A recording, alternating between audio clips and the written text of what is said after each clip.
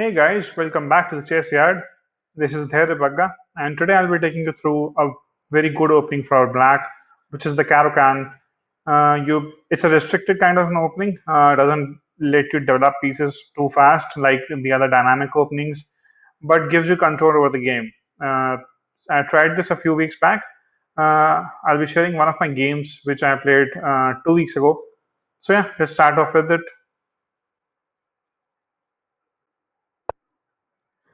So it starts off with e4, a pretty standard move from white, trying to take control of the center. White responds with c6 here.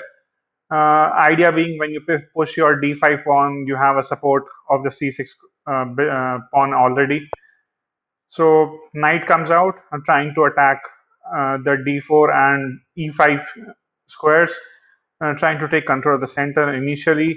And now we break the center by moving the d5 pawn.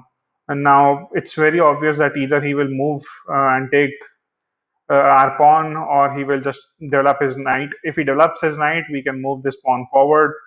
Accordingly, we can respond. And in this case, the opponent decides to exchange the pawn.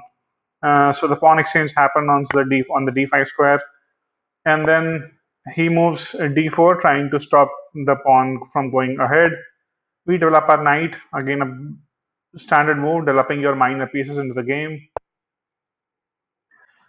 He develops his light square bishop on the e2 square, trying to now castle in the next move.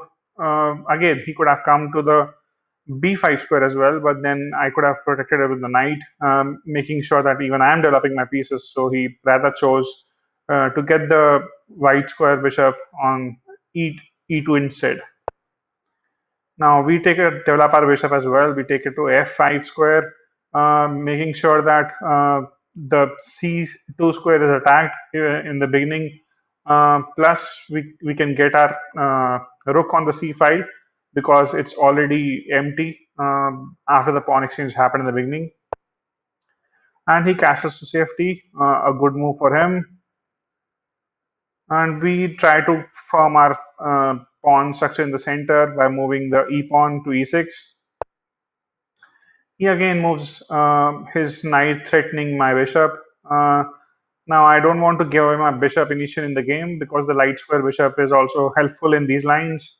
So I tried to move it towards the center, uh, but then he moves his f pawn, which actually is very helpful in the game eventually, because now what he did is open up this diagonal for black square bishop, the dark square bishop. So if I come take my queen to the b6, or if eventually once this pawn is dislodged from here, I can take my bishop to the c5 square, uh, basically attacking this diagonal, which will be deadly for the white king. So yeah, this pawn movement is bad for him, and that's what the computer suggests. He was zero point 0.6 ahead earlier, and now he is zero point 0.4 behind after this move. Now, of course, we cannot give our bishop for a pawn exchange, so we bring it back, and he takes with the knight. Now, this was again a bad move because now after I capture from the h pawn, now the h file is open. So now queen, bishop, rook, everything can get aligned towards that. I can take out my bishop on the d6 square. I can take up my queen on the c7 square. Both are eyeing on the king side diagonal. Rook is already free, attacking the h2 pawn. So yeah, the attack is on from black now. He tries to take control of the center again by moving the c pawn to c4, and we also take it because we can't let him cross it, because once he moves it to c5, if we don't take it, our dark square bishop gets restricted to only e7 and cannot be developed to the c to the d6 square. Yeah. Now the queen comes and threatens and give a check, so we have to save it. Only best move here was to move the knight, so getting the knight in between the queen and king. Then he takes up the pawn, which was free for him as of now. But then now I have a very good move by eating up the center pawn, getting the pawn back, which I gave away in the last move. That comes with a check, so he has to capture. If he doesn't capture, I can capture the next move. So it's up to him. But the pawns are now uh, the pawn exchange has been completely in my favor now. So he moves his king to the safety, and I also now, since the opponent is giving the queen, ideally you should not take the queen. That's what my principle says, that do not give the exchange when the opponent wants it. Give it on your own terms, because opponent has definitely got a view in his mind that if he takes the exchange, he'll get the advantage. Then why to give it the advantage to him? So I moved my queen to the d6 square, and then he attacks me with the bishop on f4. So now I have to move the queen again. So I now got it to the b4 square. Again, now this is threat to the b2 square as well. I can capture the pawn for free, and then maybe a knight or rook can be captured eventually. So he now will take the queen. Yes, he does. He takes the queen on b4, and then we eat with the knight instead, trying to capture that rook, trap the rook in there. If I move my knight to the c2 square next move. So he develops his knight first on the c3 square, and then we try to attack with the knight on d5. Now d5 is attacking his knight as well, and his bishop on the f4 square as well. So he moves his bishop back, because he has a bishop pair right now. Bishop pairs are very good in any kind of a game, and be it any opening. Bishop pairs, if you have end game becomes stronger for you. They are always threatening your king, the opponent's king as well. So he's trying to maintain the bishop pair, which is good for him. So I go for the bishop on d6, trying to take maintain pressure on the h2 square. Now I have an option of capturing it with the rook if he doesn't save it, which he didn't. But then he moved his a3 pawn, challenging my knight, and if even if I now take with the h rook on the h2 square, he can just move his king to g1, and then I don't have any other option but to move my knight then. So I first move my knight and capture the knight, so that now I'm giving him the option that okay, you can take one of the knights, whichever you want. Uh, so I eliminate that knight, which was also maybe threatening in the later game, and now I have a good move, moving my knight to the c2 square, trying to threaten the rook again. So he saves the rook, and I get a one more good square here, which is the e3 square. Now e3 controls and is attacking the rook. And just to notice, if he doesn't, if he saves the rook, I can now go for the capture on the h2. So the attack is on. The black is ahead in the game already by 4.3. Things don't look good for the white. Uh, so now he moves his f4 pawn, because, and that is actually suggested move as well by the computer, because it's a big threat coming over the king side if he doesn't block the bishop diagonal, which he does by moving f4, and we capture the rook. He takes back, and then we move our f6 pawn. The idea behind moving the f6 pawn was his dark square bishop was eyeing the g7 square as well, so my pawn would have gone for free. So I tried to defend that first.